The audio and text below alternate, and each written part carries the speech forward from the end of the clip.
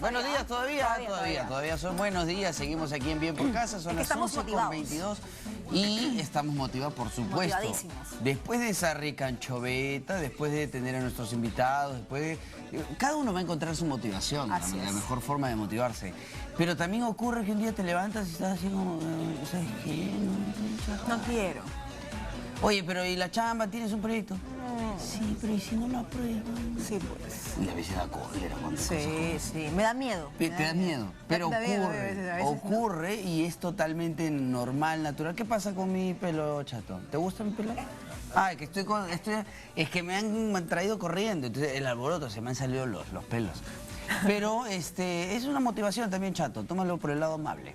Muy bien, estamos hablando entonces acerca de la motivación. ¿Qué ocurre cuando perdemos la motivación para nuestra chamba, para nuestros proyectos, para las relaciones de pareja, relaciones de familia, relaciones de amigos, hasta las relaciones con los vecinos? ¿Qué ocurre cuando no encuentras ese impulso que se necesita para seguir chambeando, para seguir adelante, para seguir creciendo y avanzando en nuestra vida diaria? Es difícil. Es verdad, para algunos podría resultar más complicado, pero hay que buscar la forma de siempre salir adelante y cambiar la perspectiva de nuestras propias vidas. Así es, por eso hoy día nos acompañan quienes. Están con nosotros Ángel López, él es gerente general de Éxito Comunicaciones. ¿Cómo estás, Ángel?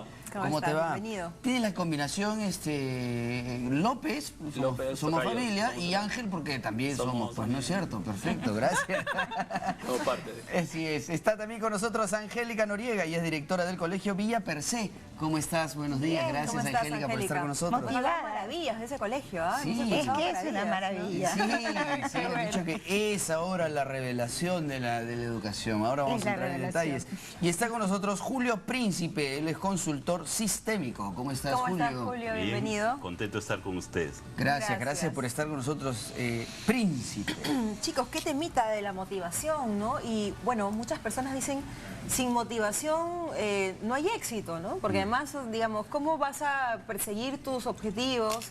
¿No? ¿Cómo vas a realmente entercarte y decir, no, es que esto yo lo puedo lograr, esto yo lo voy a hacer? Si has perdido la motivación, que es, digamos, como que el punto número uno, exacto, de todo, ¿no? ¿Podríamos un poco de repente definir qué es la motivación, de dónde parte, si debería ser, digamos, intrínseca o extrínseca? No sé, ¿ustedes qué opinan? Yo quisiera hablar de la motivación en base a mi experiencia, en base a ver a mis hijos, ver ese maravilloso colegio Villa Persé, sus alumnos y los profesores.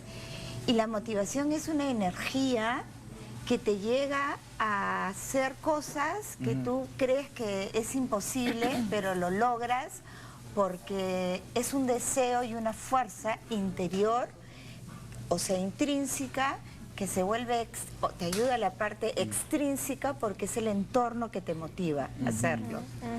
Y yo creo que es bastante importante tener siempre bien definidos cuáles son tus objetivos, porque siempre hay una falta de motivación, esa desmotivación, esa apatía que justamente es la que te hace perder la ilusión por lo que haces, por tu trabajo, por tu líder, que eso es muy preocupante. Yo siempre pongo un ejemplo que es el principio del ser, hacer y para tener, y es un principio que justamente habla de todo el tema, que a la gente le tiene esos paradigmas, justamente, que hay que romper esos paradigmas para primero ser, hacer, para luego tener. Todos decimos, cuando sea rico voy a tener una casa en la playa, pero primero tienes que ser para poder hacer, para luego tener. Claro. Entonces yo creo que lo principal es romper esos paradigmas mentales que la sociedad nos está marcando, que no son reales en muchos de los casos, y que creo que por ahí cada uno tiene que buscar su propia motivación, porque tanto el éxito como la motivación para mí es personal, no es lo que la sociedad me dice. ¿Y el miedo qué rol juega? ¿No? Porque a veces, digamos, tenemos objetivos o metas, pero nos da miedo, pues, ¿no? O sea, digo miedo, ¿no? Porque de repente dices, ay, no, pero quiero arriesgarme a un préstamo, por ejemplo, ¿no? Y si no sale bien, y si me quedo sin chamba, y si no sé qué, ¿no? Y ese tipo de y si, ¿no? Digamos, finalmente responden a un miedo, ¿no?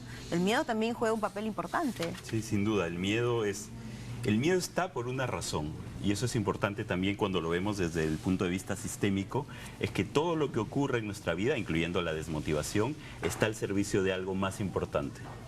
Entonces, si yo estoy desmotivado, o si tengo miedo, o si tengo apatía, muchas veces lo que hacemos es, bueno, entonces voy a concentrarme, voy a enfocarme, voy a romper con el miedo. Y entonces eso, en vez de solucionarlo, lo que hace es que regrese con más fuerza. Entonces una solución puede ser integrar ese miedo. De alguna manera es como si tú pudieras decirle, ok, miedo, te doy la bienvenida. Claro. ¿Qué mensaje tienes para mí para que yo pueda avanzar en este proyecto? ¿No? Pero si decimos, ok, no, yo no tengo miedo y vamos y hacemos y vamos, no, eso no funciona. La motivación desde niño se trabaja como lo trabajamos en Villa Per Se, es con 3 partes importantes, que es el sentir, es el hacer y el pensar. Y como decías tú, eso te ordena. O sea, ¿qué siento? ¿Qué es lo que quiero hacer? ¿Por qué lo quiero hacer? ¿No? Lo siento, después hago. Rompo eso, salgo de mi zona de confort, que desde chiquito lo puedes hacer. ¿Cómo lo vas a hacer? ¿Qué quieres hacer? Y lo trabajas y luego lo compartes. La motivación también es compartir lo que tú has hecho, y eso es una parte extrínseca a la cual tú entregas tus saberes y tu motivación. Claro, a veces ocurre, como mencionamos hace un rato, ¿no? Si trabajamos para nosotros mismos, por nosotros mismos, encontramos de pronto esa luz que necesitamos, esas referencias que necesitamos para lograr nuestros objetivos, probablemente tengamos una cuota que es la con la que nos enseñan a crecer, que es satisfacer a los demás, ¿no? El que dirán, y si me equivoco, y si se burlan, y si no lo consigo, y si no me aplauden. Entonces es como nos limitan y nos frustran en algunas emociones, en algunos sentimientos. No llores, no demuestres que estás triste, no demuestres que estás muy alegre. Y tú me acabas de decir, ¿no? Hay que incorporar, creo, el miedo, la alegría, la frustración o lo que esté, para poder mezclar eso y ver de qué manera podemos salir adelante. ¿Podría ser así? Sí. ¿O necesariamente tenemos que ocultar nuestras emociones? Hay que mezclarlo a nuestras necesidades. ¿Ustedes qué opinan? Sí, o sea, justamente hay un miedo al éxito y justamente un miedo a la supermotivación, porque la gente piensa que el éxito está totalmente relacionado al tema material, al tema de la fama, a todo lo que finalmente... A todo lo que brille. Sí, exacto. Y ahí justamente por eso nos dicen estadísticas que la gente exitosa en el mundo es un 5 a 10%, porque a la gente le cuesta arriesgarse, y ser exitoso es un riesgo, o sea, no es fácil. Entonces, justamente yo creo que ahí radica, o sea, cada persona tiene que tener sus propios valores, su propia concepción del éxito para poder desarrollarlo y poder llegar sin ese miedo. Y para eso hay que romper paradigmas, porque finalmente la gente no llega al éxito, ¿por qué? Porque piensan mucho en el qué dirán, en cómo me están viendo, cómo tengo que ser. Y finalmente eso nunca llega. Entonces, el éxito podría ser de pronto de dónde saliste o qué fue lo que superaste tú. Exacto. Como ser humano. Sí. Exacto. No cuántos títulos tienes, ni Exacto. cuántos yates te pudiste Es comprar. un trabajo, el miedo. Personal, un trabajo personal. La motivación es un trabajo personal, es una disciplina, es una constancia, es romper paradigmas, como bien has dicho, Ángel, ¿no? Y también tiene que ver no solamente con ese trabajo personal únicamente, sino también con poder crear condiciones en las cuales eso pueda florecer. Porque, por ejemplo, para quienes nos ven en sus casas, es pensar, tengo a mis hijos apáticos, pero no están apáticos 24 horas del día, 7 días de la semana. Hay algunos momentos en los que están... Exacto. Entonces, si yo me empiezo a preguntar, ¿en qué momento mis hijos están más motivados? ¿En qué momento mis hijos cooperan más? Fue porque vinimos del parque. Entonces, ¿qué tal si replicamos esas condiciones más a menudo? Entonces, eso es ver también que, por un lado está, por supuesto, el trabajo personal y también las condiciones, porque finalmente pasa lo mismo en la familia, pasa lo mismo en el trabajo.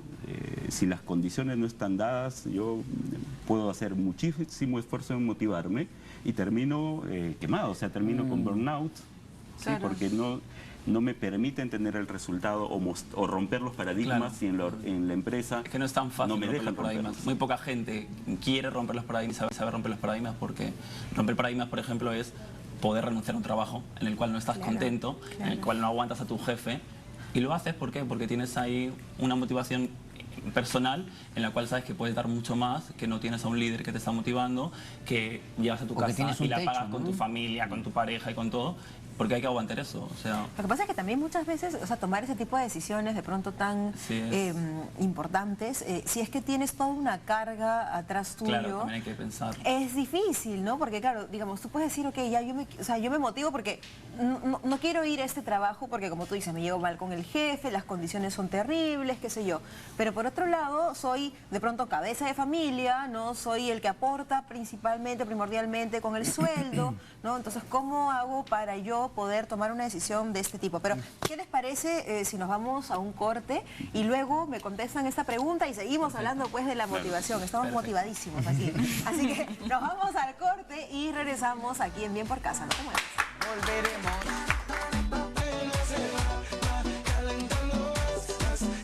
Aquí estamos de regreso, 11:40. Continuamos. Fuimos al corte con una pregunta muy interesante, mi querida Cecilia. Así es, mi querido Osquitar, más conocido como Ancho Betín. Hablamos de lo difícil que es tomar a veces ciertas decisiones, ¿no? Por ejemplo, no te sientes bien en tu trabajo, ¿no? Tienes realmente un entorno laboral terrible, angustioso, feo, pesado, pero no tienes la motivación suficiente como para poder dejarlo porque eres cabeza de familia, tienes la responsabilidad de mantener, pues, qué sé yo, a la esposa, a los 5 hijos, el perrito, el gato, el loro y todo cuanto hay, ¿no? Entonces dices, ¿cómo yo podría dármelas de Superman, ¿no? Dejar este trabajo en el que efectivamente no me siento bien y tener ese lapso, ese tiempo sin percibir un sueldo y dejar a mi familia así, ¿no? Ahí es bien difícil tomar una decisión. Sí, yo creo que la motivación es variable y hay que tener técnicas de reforzamiento para poder lograr tus objetivos, ¿no? O sea, centrarte en lo que quieres, en lo que deseas, y eso lo haces desde niño también, ¿no? Desde chiquito tienes que saber poner en la balanza qué es lo que te conviene y lo que no te conviene. Exacto. Y darte cuenta justamente que en este caso la verdadera motivación la tienes clara. Son tus hijos, es tu familia, es tu contexto.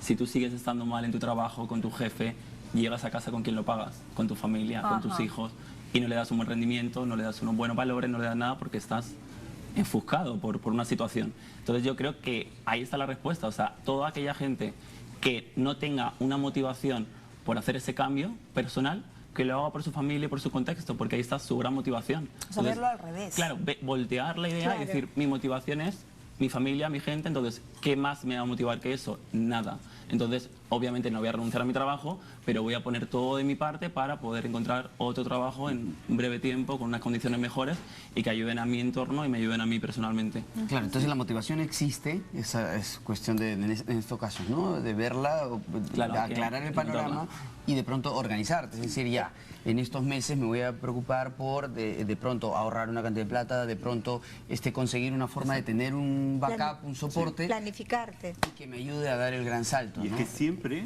la motivación es personal, en ese sentido. O sea, a mí me gusta decirlo como un juego de palabras. Para mí es el motivo para la acción. Entonces, ese motivo para la acción pueden ser mis hijos, puede ser mi carrera, puede ser mi pasión. Y si yo tengo claro ese motivo, entonces puedo tener metas que estén alineadas. Y a veces sí, a veces puedo dar el salto y buscar otro trabajo o poner mi empresa. Y a veces lo que me toca es, justamente por esa motivación, hacer que mi trabajo funcione. Es decir, poner lo mejor de mí para que funcione mientras pueda. ¿No? Igual es en la pareja, o sea. La motivación es un compromiso contigo y con tus deseos y yo creo que en verdad es un estilo de vida. Tú tienes que aprender a sobrellevar ciertas situaciones en lo cual lo primero que debes de saber es que eso te motiva para seguir adelante, para tener es un estímulo permanente. Ahora, como tú decías, Julio, la motivación es personal. Es decir, cada uno tiene que encontrar su propio porqué, su propio estímulo. Entonces, bajo esa o sobre esa premisa, ¿no? Es el para qué. Sobre esa premisa, tú dices, lo que cada uno vaya encontrando como impulso para llegar a eso es tan personal que corres el riesgo de ser señalado porque de pronto tú dices, si mi motivación es ganar mucho dinero y solamente dinero porque quiero mucho dinero para que ese sea mi estilo de vida, otros dirán, ay, qué materialista. Entonces dices, ay, solo piensa en plata. Sí, pues, es mi motivación, es lo que yo quiero. Si tú estás pensando solamente en encontrarte con ángeles en el camino, bueno, está bien, es tu motivación. Pero no significa que podemos caer en el señalar y creer quién está en lo correcto y quién no. Pero yo creo que justamente ahí hablábamos del tema de romper paradigmas, porque ahí radica. Todos estamos muy expuestos a lo que piensan de nosotros, a lo que es idóneo para una persona hacer, para un empresario, para un líder, pero justamente hay que romper esos paradigmas y yo siempre pienso que mientras que haya un respeto a la persona, a su trabajo, a lo que quiere hacer, a lo que tal, es ahí donde está el problema, que no nos respetamos y no nos dejamos romper nuestros propios paradigmas y descubrir nuestras motivaciones. Y por eso ahí radica lo que conversábamos de que no todo el mundo llega al éxito, porque hay un miedo al éxito que está totalmente científicamente comprobado, que se llama miedo al éxito, que la gente justamente cuando está a punto de alcanzar su meta no la alcanza por un acto consciente o inconsciente, porque no quiere llegar al éxito. Claro, se sabotea porque no quiere ser observado, piensa que eso es un incremento de responsabilidad, que la gente lo va a ver mal porque es exitoso o porque sobresale, y es todo lo contrario, o sea, es seguir tus paradigmas, romper tus paradigmas, seguir tus motivaciones, y me da igual el mundo, o sea, mientras que yo sea respetuoso con mi contexto y mi sociedad. Claro. El problema de la motivación que tenemos muchas personas es que no respetamos lo que es la moral, ¿no? La moral que consiste que mi límite termina cuando molesto al otro. Y eso se enseña desde que eres pequeñito. O sea, si tú tienes eso en mente y tienes una motivación que te está cargado de energía y esa energía te hace actuar donde lo intrínseco y extrínseco forma una parte de tu querer ser, todo está perfecto, pero desde pequeño tienes que aprender a que tu motivación no puede pasar el límite que molestes al otro. Claro, o sea, tu motivación no puede ser la destrucción de... Exacto. O sea, paso por encima de mi compañero, compañera. Y todos tenemos claro lo que es respetuoso y lo que no es respetuoso, entonces... Qué interesante lo que mencionabas hace un rato, Ángel, esto del éxito, ¿no? Yo estaba conversando hace unos días también con un grupo de gente en una chamba, en un proyecto, sobre cómo veía cada uno el éxito. Entonces decías, claro, para algunos el éxito de pronto es llenarse de dinero o probablemente dar vueltas por el mundo. Para otros, el gran éxito de su vida ha sido salir de la miseria en la que vivía. Y no hablo de miseria económica, hablo de pronto enfermedades, drogas, familias caóticas. Y de pronto sale y él ha formado o ella ha formado su propia familia y probablemente ese sea su éxito. Entonces, el éxito no necesariamente está en una lista de éxito 1, 2, 3, 4 para los demás, ¿no? El éxito es tu lista personal. Ese es el éxito. El éxito es tuyo. Es intrínseco y lo que tú quieres lograr, no lo que yo quiero lograr. O sea, superar tus propias limitaciones. Tus objetivos, tus metas. Y ahí muchas veces lo difícil está en que, y tú lo decías, puede ser, y Ángel también, puede ser consciente o inconsciente, y es que muchas veces esos impedimentos para el éxito provienen de creencias que están instaladas en las familias y se traspasan de generación en generación, ¿no? Y se heredan. Entonces, cuando trabajamos, por ejemplo, utilizando constelaciones sistémicas, lo que hacemos es poder mostrar y que la persona pueda entender dónde está ese bloqueo. Yo he tenido muchos casos en los cuales hay personas que vienen y dicen, por ejemplo, me va bien en el trabajo, tengo dinero, pero de pronto no sé qué pasa y se me va. Entonces, como que nunca logran ahorrar para lo que sea que quieran hacer. Y cuando le damos esta mirada, que es una mirada diferente, porque la persona está muy motivada y sabe muy bien cómo lograrlo, pero por alguna razón no lo logra. Las constelaciones sistémicas, podríamos un poquito... Claro que sí. Porque estamos como que entendiendo, pero es un poco de sí, no. Es un método que utiliza el posicionamiento espacial para poder entender las diferentes relaciones, que es una forma natural en la cual operamos los seres humanos, pero de la cual nos hemos olvidado. Entonces, por ejemplo, yo puedo estar acá y puedo decir, ok, ¿dónde está mi meta? ¿Sí? Mi meta, yo me la puedo imaginar aquí, aquí, aquí, aquí. Y entonces esa forma de procesar que se puede hacer en un taller con personas o utilizando elementos en una mesa, te ayuda como a entender esas relaciones, quién está más cerca de quién mira a quién no mira, quién no está integrado. Entonces, cuando hacemos eso, por ejemplo, en los casos que mencionaba, a veces lo que ocurre es que en la historia familiar hubo alguien que la hizo, como se dice popularmente, que tuvo ese éxito y que tal vez al tener ese éxito pagó un alto precio.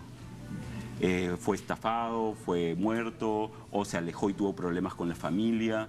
Entonces, inconscientemente hay como una forma de decir, prefiero no tener dinero o no lograr mi meta, porque eso puede poner en riesgo mi tranquilidad. Sí, justamente lo que hablamos, consciente y conscientemente exacto. te hace echarte atrás y decir, para otra elección. Entonces, integrar eso de mi historia también es importante, porque entonces yo puedo decir, ok, ¿de qué manera puedo tener el éxito y al mismo tiempo cuidar a mi familia? ¿De qué manera puedo romper el paradigma y al mismo tiempo ser amable con la gente que está conmigo? ¿Sí? Es saber un poco de tu pasado para que no lo repliques en tu presente. Y no arrastrarlo. Y no arrastrarlo. Sí. Entonces cortas y traspasarlo traspasarlo a la siguiente generación. Es como lo que suele ocurrir pues en nuestra sociedad, en todas las sociedades, ¿no? Pero para usar la nuestra, que es esta de los ciclos se repiten, los papás golpeadores, los hijos golpeadores. Exacto. Entonces cuando uno de ellos decide romper esa línea, probablemente le haya costado demasiado trabajo. Sí. Entonces podemos entender que esa persona sí ha logrado el éxito para cambiar esta herencia, ¿no? ¿Y sabes qué? ¿Dónde viene lo difícil? Es que muchas veces yo lo puedo cambiar y en la siguiente generación se repite. Podría repetirse, podría Exacto. volver. Podría volver. ¿Por qué? Porque si yo lo he cambiado diciendo, ahora yo soy, ya no golpeo como golpeaba el miserable de mi papá, entonces allí yo estoy poniéndome en una posición de superioridad moral, ilusoria, que en vez de traer sanación o solución o motivación, lo que trae es todo lo contrario.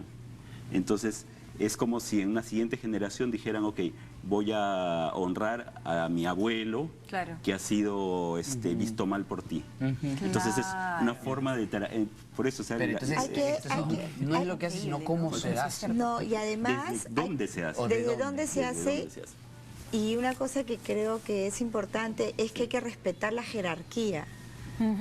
Entonces, si tu padre te maltrató, no puedes expresarte así de él, porque por jerarquía estás respondiendo a lo mismo. De la misma forma. Y de la misma forma. Claro. Por lo tanto, no has perdonado.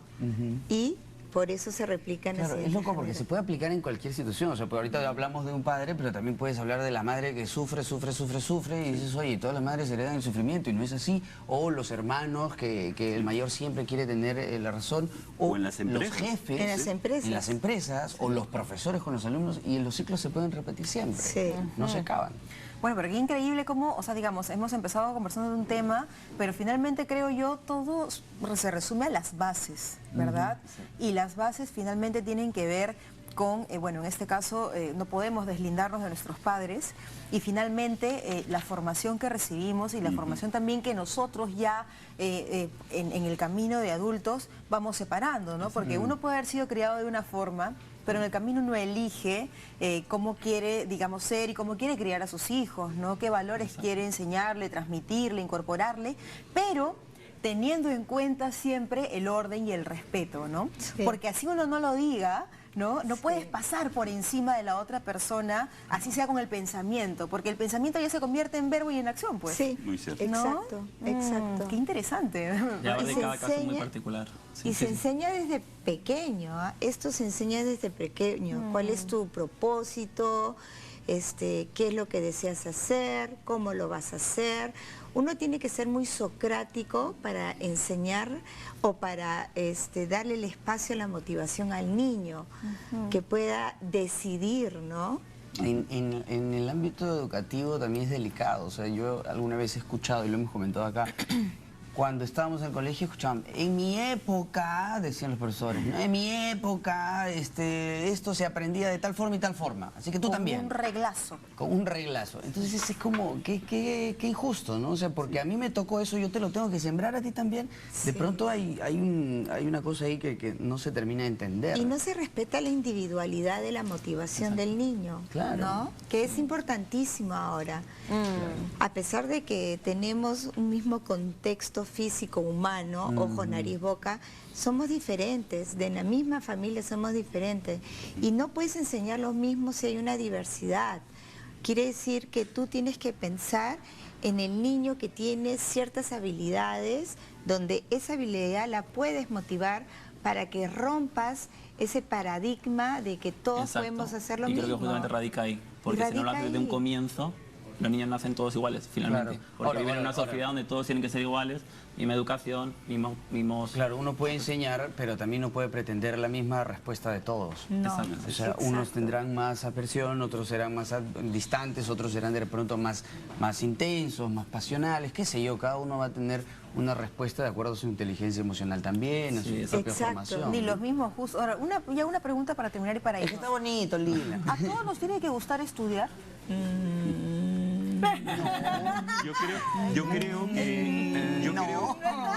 Yo creo que ayuda mucho que nos guste estudiar, Sí. pero igual hay que, o sea, es una necesidad y para hay muchos recursos y que no son difíciles de conseguir. Por ejemplo, para los que les gusta leer y esto, Empresa Activa tiene una colección de libros que son de muy fácil lectura, tú los puedes poner en práctica con tu negocio o en tu vida personal. Entonces, no sé si sea bueno que nos guste estudiar, porque creo que ayuda a conseguir metas, porque te da más información, te cuestiona. Son pilares básicos, yo creo que Sí. para toda persona que quiere buscar justamente más motivación y buscar más objetivos, llegar a más, alcanzar más, Sí. creo que tiene que tener una mentalidad bien abierta donde tenga mucho conocimiento. Y Tiene que haber estudio. esa pregunta parece una broma, pero en realidad es una pregunta que te cuestiona si se cuestiona el Ministerio de Educación para poder hacer un cambio de metodología.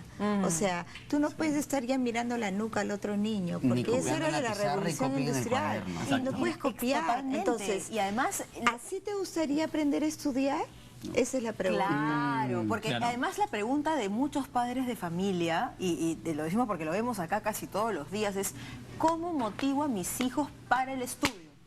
¿No? Porque claro, muchos chicos están desmotivados, no quieren ir quiero al ir, colegio. muchas tareas, y, todo y el día nosotros en también eso, creo también. que podemos dar fe de ello. Entonces, yo por lo menos yo sí me pongo en los zapatos del otra persona y digo, sí entiendo que no te guste. Exacto. ¿No? Sin embargo, claro, evidentemente vivimos en un orden en el cual hay que queramos o no, hay que ajustarnos un poquito, aunque sea. Pero la pregunta por eso iba entre broma y en serio, ¿no? O sea, realmente tienen que gustarles, pero la respuesta está Claro, yo muy creo buena. que en paralelo puedes ayudar a tu hijo a que busque también su forma de estudio, porque también creo que hay una equivocación en la cual en el colegio nos dicen tienen que hacer esto, tienen que copiar en la libreta 100 veces esto, y todos horrible. estamos así cerrados y los niños llegan y nosotros como padres finalmente decimos lo que nos dice la escuela porque pensamos que es la mejor educación, pero creo que sería bueno también para encontrar justamente esos paradigmas y que el niño pueda romperlos desde una infancia y no tengan que buscarlos a los 18, a los 20, a los 25, que quizá ya es demasiado tarde o no es tan fácil enfrentarse a la sociedad. Hay que darle un poco más de aire a tus hijos en la infancia. No estoy diciendo que les dé permiso para todo, sino que le preguntes, por ejemplo, ¿cómo te gustaría estudiar? O sea, ¿qué es lo que no te gusta de estudiar y qué es lo que te gusta? ¿Cómo quieres que lo hagamos? Vamos a ponernos unos objetivos. ¿Tú cumples? Yo cumplo como madre, padre. Y darle un poquito más de libertad, yo creo. ¿Por qué los chicos son más fáciles de recordar o de retener cosas a partir del juego, ¿no? Que es el principio por el que viven. Es que el juego es... Juego y luego existo. Exacto. Ese es el principio de un ¿Eres niño. Aristóteles? No, en serio.